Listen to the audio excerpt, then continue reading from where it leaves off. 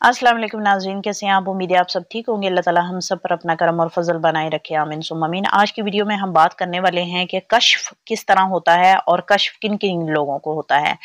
बहुत सारे लोग मेरे इस चैनल पर मेरे सब्सक्राइबर हैं जो मुझसे ये सवाल करते हैं कि हमें जो है वो कश्फ कंटिन्यूसली नहीं होता, या हमें जो है कश्फ अपनी मर्जी का नहीं होता, या हम जब भी चाहते हैं कि हम कुछ ऐसे मनाजिर को देखें तो हम उसको नहीं देख पाते। तो आज की ये वीडियो जो है उन लोगों के लिए है, ताकि आप सब लोगों के सवाल जो है वो अपनी जगह आप जो है एक जवाब को हासिल कर पाएँ।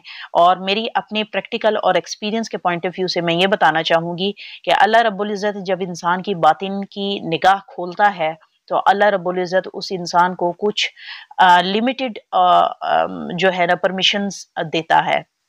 इसमें कुछ लोग ऐसे होते हैं कि जिनको अल्लाह रब्बुल इज़्ज़त फुली एक्सेस दे देता है, और कुछ लोग ऐसे होते हैं कि उनको मिनिमम एक्सेस मिलता है किसी भी दूसरी डायमेंशन को देखने के लिए, या किसी भी दूसरी डायमेंशन के अंदर जो है ना प्रवास करने के लिए। तो आज की इस वीडियो में मैं इसी के ऊपर डिटेल से बात करने वाली हूँ। तो उम्मीद करती हूँ कि हमेशा की तरह आपको ये वीडियो भी अच्छी लगेगी और इस टॉपिक से भी आपको काफ़ी हद तक फ़ायदा होगा। तो जब अल्लाह रब्बुल इज़्ज़त आपकी बातिन की निगाह खोल देता है तो वहाँ पर आपको ऑथराइज़ेशन जो है वो मिल जाती है इस चीज़ की कि आप दूसरी डायमेंशंस के अंदर जो है ना अपना ट्रैवल करके आप किसी अपने मुकाम को जो है देखना चाहें तो आप उसको देख सकते हैं। लेकिन यहाँ पर ये बात गौर करने की ये है कि किसी भी मुकाम को देखने के लिए, या किसी भी दूसरे एक डायमेंशन से दूसरी डायमेंशन पर जाने के लिए, क्या आपके अंदर उस किस्म की काबिलियत मौजूद है जो कि होना ज़रूरी है।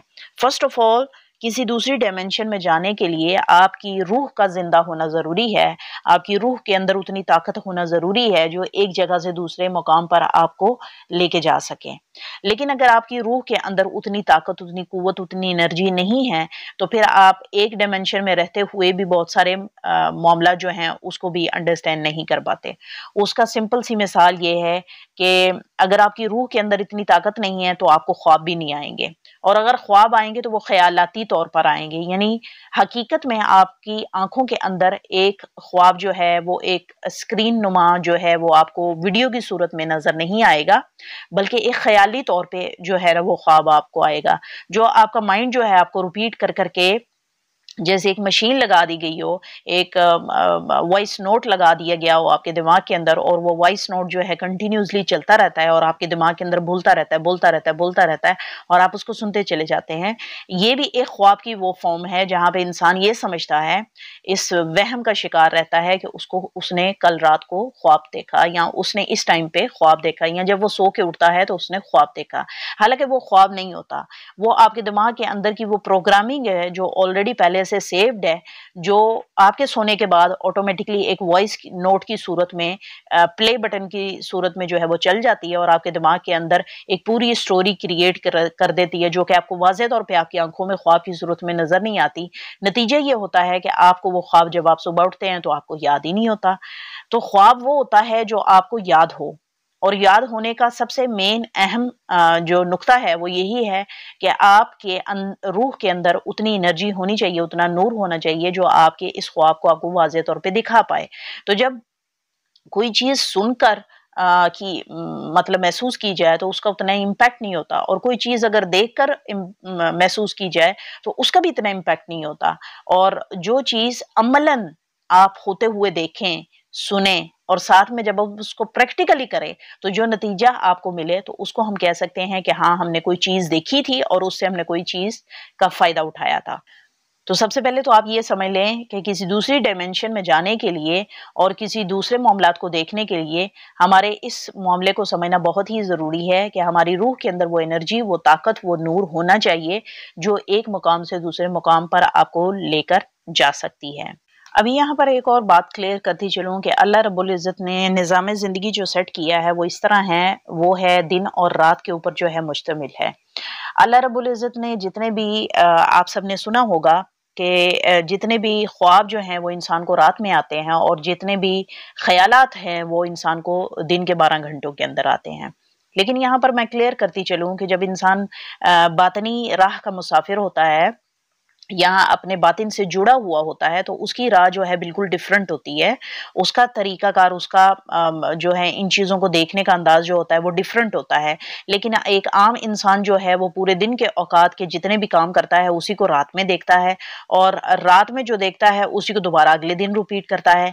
लेकिन रूहानियत पे चलने वाला बंदा क्या करता है कि जब उसको उसकी रात होती है तो रात में उसको इस किस्म की बशारात मिलती हैं या इस तरह के ख्वाब वो देखता है, जिसमें काफ़ी हद तक हकीकी मंज़र जो है वो आपको वाज़ेह तौर से दिखता है। यही वजह है कि सुबह दिन के टाइम पे वो उसको परफ़ॉर्म करता है। एक लाइहा अमल की सूरत में, एक अमल की सूरत में, एक अमली ज़िंदगी को जो है ना अमली जामा पहनाने की सूरत में, कि उसको अपने अमल में लेके आता है और उसको लेके चलता है। लेकिन बातनी राह का मुसाफ़िर जो है, उसकी लाइफ़ जो है ना बड़ी अजीब-सी होती है। सम टाइम समझ भी आती है और सम टाइम नहीं भी समझ आती। लेकिन क्योंकि वो इस राह का मुसाफ़िर होता है, उसके अंदर इतना ज़ब्त होता है, इतना सब्र होता है कि कुछ मामलात अगर उसको समझ नहीं भी आते, तो वो उसको इग्नोर करने की ताकत रखता है। लेकिन आम इंसान के लिए किसी भी चीज़ को इग्नोर करना बहुत ही मुश्किल तरीन अमल हो जाता है। उसकी रीज़न ये है कि उसके माइंड की प्रोग्रामिंग उस तरह की नहीं हुई होती, जिसके अंदर हम अपनी कुछ ख़यालात को, कुछ सवालों को या कुछ चीज़ों को जो हम देखते हैं ख्वाब की सूरत में, ख़याल की सूरत में या किसी भी चीज़ के पॉइंट ऑफ व्यू से, तो उसको इग्नोर किस तरह करना है वो इतना कद आसान नहीं होता, जब तक इंसान अपने माइंड की प्रोग्रामिंग नहीं करता। इसीलिए आजकल के इस जदीद दौर के अंदर माइंड की प्रोग्रामिंग के ऊपर बहुत काम चल रहा है। बहुत सारे लोग जो हैं अपनी-अपनी राय दे रहे हैं कि माइंड की प्रोग्रामिंग करें। इसमें कोई शक नहीं है कि माइंड की प्रोग्रामिंग होनी चाहिए।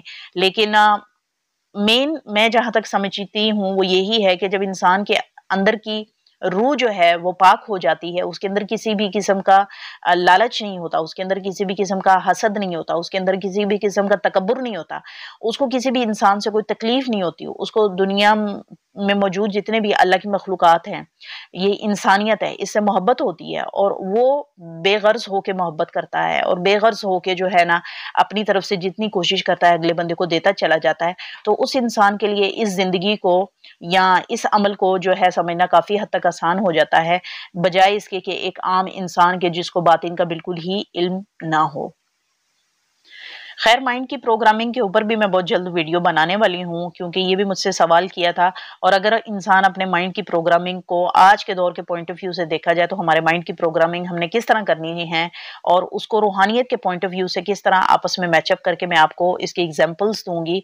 तो उम्मीद करती हूँ कि वो वीडियो जो है वो आपको अच्छी लगेगी। तो ये थी हमारी आज की वीडियो। मिलते हैं अगली वीडियो में नए टॉपिक के साथ। तब तक के लिए आपसे इजाज़त चाहूँगी। अपना ख्याल रखिएगा, दुआओं में याद रखिएगा। टेक केयर, अल्लाह हाफ़िज़।